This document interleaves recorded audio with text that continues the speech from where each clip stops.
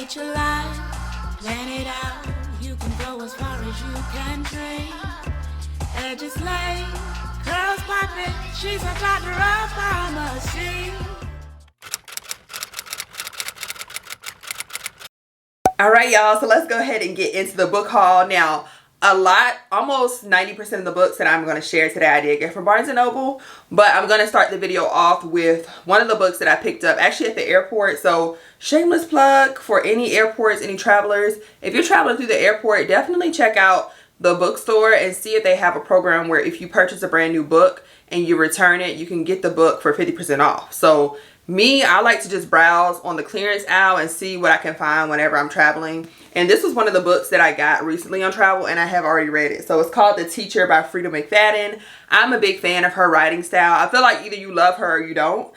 She also wrote, did she write The Housemaid? I think she wrote The Housemaid as well. But this book is about Eve, she's the wife, and then her husband, her last name is Bennett. So Mr. and Mrs. Bennett, right? They're teachers. They both work at the same school. There's a troubled student named Addie, and she has just a history of getting another teacher, a male teacher, fired in the past, which allegations are they were messing around. So school year is starting, and Mr. and Mrs. Bennett realize that the girl Addie is in both of their classes.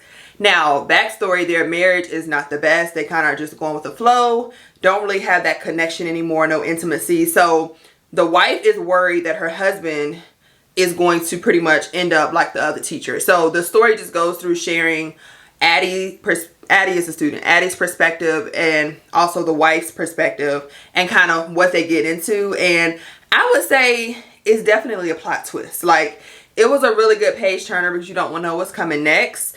And then the truth comes out about her and the other teacher that got fired. And he kind of comes back into the picture for a little bit. But the bulk of the story just follows. Like, nobody really knows what's going on with Addie or what's about to go on in the new school year with new teachers now that she's back at the school, what the students think of her. So I thought it was a good story. The back of the story says, nobody knows the secrets that could destroy Addie if the people at the school find out. And when Eve discovers the shocking truth, Addie will do anything to keep her quiet. So definitely check it out. I think I rated this one a 4 out of 5 on Goodreads. So I enjoyed it. All right, y'all. And the moment we've been waiting for, these are all the books I picked up from the haul. So let's go ahead and get into it, girl. Let's go ahead and get into it. I'll start with the 2 that I've already read. All right, first up is Yellow Face by R.F. Kuang. This book is basically about 2 authors. One's name is Athena and one's name is June Hayward. Athena Liu and June Hayward. Athena is like a well-renowned literary author. She's published some good bestsellers. Whereas June, she's not the best writer. Like, one of her books hit, but nothing else, you know. So they're friends, and Athena and June end up being in the same house. No spoilers, I promise. In the same house, and then one of them ends up dying, okay? So Athena ends up dying, and she's the one that's like this really big writer. So June thinks it's smart to basically steal her manuscript from the house during her death. Like, once she dies, before she leaves the house, she steals this manuscript of a book that has not been published, nobody knows about, and she takes it and makes it her own, baby, and publishes it as if she wrote it. So Athena, she's an Asian American, and June is a white woman, but the book is about Asian Americans. So then people start like digging into it, like, is this really her book? Like, how could she write about Asian Americans or speak on their behalf if she's not of that culture or ethnicity? So if you're interested in satires, this might be your jam. The middle of the book was very slow for me. The beginning was very good because that's when they talked about kind of everything that went down, and then at the end it kind of picked up just a little bit. Y'all know I love thrillers. It picked up just a tad bit, but I don't know. I was very indifferent about it. I don't know if I would read any other books that are similar to this when it comes to genre. Next up is The Perfect Marriage. This is by Geneva Rose. I just finished this one recently, and girl, like, the top of it says a completely gripping psychological suspense. I could not agree more. This book is about husband and wife, so Sarah and Adam. Sarah's an attorney and Adam is more like in the arts. So they're married, right? And she's an attorney, so she's working 24/7, not really at home a lot, not really intimate. Well, it turns out her husband, Adam, has been having an affair with someone named Kelly. Girl, why did Kelly end up murdered? She ends up murdered, and guess who gets hired as the attorney? Yes, the wife, Sarah, girl. So just imagine you are the wife and you're now the attorney of a case where your husband's mistress was murdered. Like, what? So when I tell you the book takes you woo, woo, woo, like, yes, she's a page turner. Definitely would recommend. So the next set of books I have not gotten into yet, but I'm going to give y'all like a summary from what I've gathered. So the first one is The Last Thing He Told Me by Laura Dave. And it's basically a story about a father. His name is Owen Michaels, and he disappears, but he leaves a note to his beloved wife that says protect her. He's referring to his 16-year-old daughter, Hannah, Bailey is a 16-year-old daughter, but Hannah and Bailey, so Hannah is the stepmother, they don't really get along well. So as Hannah is basically trying to figure out what's going on, girl, she discovers that Owen, her husband, is not really who he says that he was. And this is why he disappeared. Like, they're trying to figure out why did he disappear. So Hannah and Bailey actually end up getting closer because they're setting out to figure out, let's solve this. Like, what's going on? Why did the note say protect her?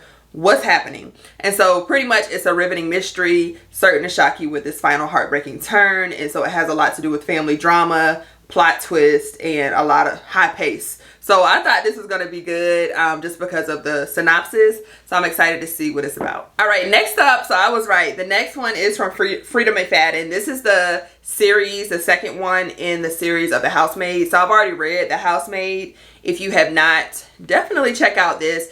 This is the second one, and they also have a third one as well. So the second one, it says it's hard to find an employer who doesn't ask too many questions about my past. So I thank my lucky stars that the Garricks miraculously gave me a job cleaning their stunning penthouse. So the premise of the book is basically about a maid that gets hired and some shit goes down. Like, she's the housemaid, but there's a lot of stuff happening within the family dynamics and all of that. So at the end of The Housemaid, she basically, I don't want to give it away, but basically she's found a new family now and she's going through this process again. So she's basically serving as their maid now. It says it's almost perfect, but I still haven't met the wife or seen inside the guest bedroom. I'm sure I hear her crying. I notice spots of blood around her neck, around the neck of her white nightgowns when I'm doing laundry. And one day I can't help but knock on the door when it gently swings open. What I see inside changes everything. Oh! So I'm thinking I want to reread at least the last 3 chapters of The Housemaid before I get into this one, just because I feel like that'll help me kind of get back into the groove.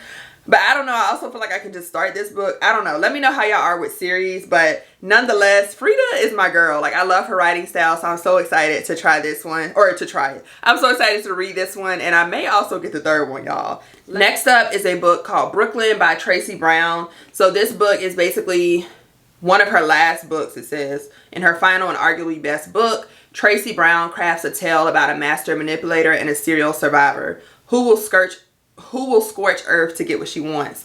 When she's found murdered, the question isn't who killed her, it's who wouldn't. So Brooklyn is the main character. She's finally gotten the punishment she deserves after she's left a web of lies, heartache, and betrayal behind her. And as her life slips away, Brooklyn remembers the events that shaped her into the cold, calculating creature she became. So it basically kind of goes through her life, how she got mixed up with the wrong crowds, and kind of how she comes out at the end. So I'm excited to see kind of where this goes. This is a little different for me. I do enjoy reading Black authors, but I feel like this is going to take me through. It kind of gives me like coldest winter ever vibes. If you know, you know, just from the synopsis. But I've heard good things about this author, so I'm excited to give this one a try. Next up is The Perfect Couple by Eileen Hildebrand. I've read one of her other books as well. I think it's called Summer in Nantucket or something like that, but it was a really good read. So this book here is more of my speed. So let me tell you what it's about. So it's Nantucket's wedding season, and this is highly anticipated wedding.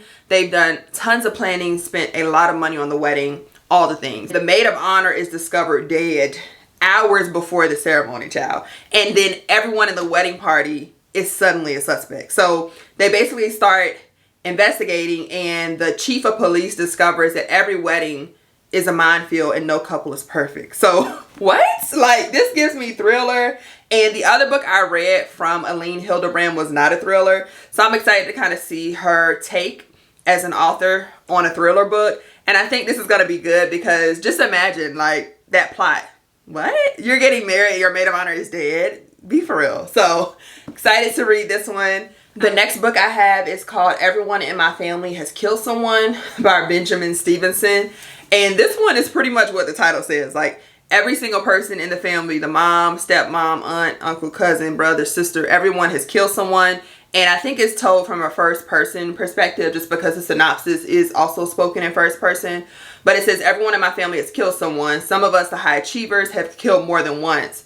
And then it goes to say, have I killed someone? Yes, I have. Who was it? Well, let's get started. So I think this will just be a good like thriller, page turner, interesting read to kind of follow through the family dynamics of how they're killing people. Now, I'm not really like a, what's the name of the, what am I trying to explain? Like when it comes to like killing people and stuff, I'm not really attracted to books that are like murderers, if that makes sense. But something about the title just gave me thriller because I feel like this is going to be an everyday family. But when it comes down to it, they're actually very strange, weird, and murderers. You know, like that type of thing. Like what you wouldn't expect or people looking from the outside in wouldn't guess that. So I'll keep y'all posted.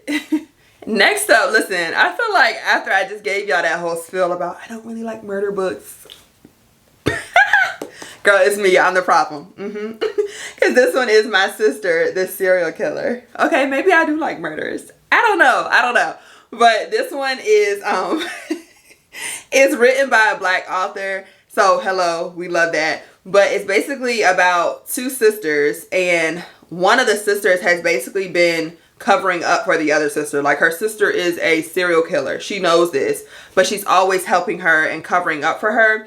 And it turns out that the sister that is helping, like this helping cover up for her, has been in love with the kind, handsome doctor at the hospital where she works. And she dreams of the day when he will realize that she's exactly what he needs. But when he asks for her sister's phone number, she must reckon with what her sister has become and how far she's willing to go to protect her. So she now falls in love with the guy, and the guy asks for the sister's phone number. Why else would he be asking for that phone number, baby, if she's a serial killer? You picking up what I'm putting down? So this one I feel like is going to be interesting because where do they go from there? Like, this is your blood sister and her boo is asking, girl, listen. All right, next up, y'all, we're switching. Okay, we're not on the murders anymore. This one is by Sunny Hostin. It's called Summer on Sag Harbor. The main character's name is Olivia Jones. She's a very hardworking, established, and accomplished career woman in her finance gigs. Like, she's doing all the finance things. But behind all of that, she's really like suffering from grief and losses and betrayals. So she kind of picks up her life from New York City and moves to a summer home in the Hamptons. So there she ends up finding a close knit of Black people who have also escaped New York City just for the beautiful beaches. And so a lot of people don't know about, they call it HBBC, the historically Black beachfront community. But the residents like it low key. Like, they don't want a lot of people to know about it. But the real estate developers discover this. And so now Olivia and her new knit family, or friends rather, have to fight to pretty much keep the island low key just for the Black community, you know, all those things. So it kind of takes you through like how she does that, and in doing so she discovers who she really is and her search for authentic identity and pretty much the meaning of love, friendship, community, and family, and how to restore her faith in herself and the path she's chosen. So I think this is going to be good as well. It's also from a Black author. So I don't know about y'all, but I love reading about my people. Like, when they look like me, talk like me, act like me, I feel like I'm right there with the character. So definitely looking forward to getting into this one. All right, and last but not least is The House of Eve. This is by Sadiqa Johnson, who is also the author of Yellow Wife, which I also want to read that one. I just ain't have enough time to find it, y'all, but that's on my list as well. But this book is about two women, Ruby and Eleanor, whose lives collide in the most unexpected way. So Ruby takes place in 1950s as well, but Ruby is 15 years old. She's on the track to become the first in her family to attend college, but a love affair threatens to really pull her back into poverty and desperation that has been passed on to her through generations. Then you have Eleanor, who arrives in DC. She has ambitions, but she also has secrets. And so she meets this handsome guy at Howard University. They fall madly in love, and he's actually from one of like the elite wealthy families, but his parents don't just let anyone into their fold, right? So Eleanor hopes that a baby will kind of seal the deal. If I have his baby, maybe his family will let me in and he'll be the one for me, we'll get married, yada yada yada. So when their lives collide, they basically have to make decisions that change the trajectory of their life. So I'm excited to see this one play out, just because I feel like two black women are coming together with two different backgrounds, but the same goal. Like they both want to do better, further their education, you know, all the things. I'm hoping that this one will kind of be a good read. I'm not expecting much thrill, many plot twists with this one, but more so just like that sisterhood, friendship type of thing. So, all right, y'all, that brings us to the end of the book haul. Let me know below what y'all thought about it. Since this was my very first one, I would love feedback. If y'all think I should do more of these, let me know in the comments what you're currently reading. I'm actually currently reading We Are Not Like Them by Christine Pride and Joe Piazza. I think I'm today years old realizing it's two authors. Okay. But it's basically about two childhood best friends, Jen and Riley. One is black, one is white. And the white one, her husband is an officer. And the black one is actually a news anchor. So turns out her husband ends up shooting an unarmed black teenager. It goes worldwide, right, on the news. And so now this incident comes in between their friendship, especially since one is black and one is white. So it kind of digs into I just started it, but it's kind of giving you the perspective of what do you do when you have two different races that are pretty much joined at the hips. Like they are childhood friends. They've always been very close, but this event has kind of pulled them apart. And so how do they overcome that? How do you express or educate to another race about how serious this is or how it is affecting you if you are black? So this is good so far. I don't have any complaints. It also says it was the Good Morning America book club pick. So people have said really, really good things about it. So I'm excited to see kind of where it goes. But yeah, this is what I'm currently reading. Let me know in the comments what you are currently reading. As always, thank you guys for checking out my video. Consider subscribing and joining the fam if you enjoyed today's video. And I'll see y'all on my next one. Bye.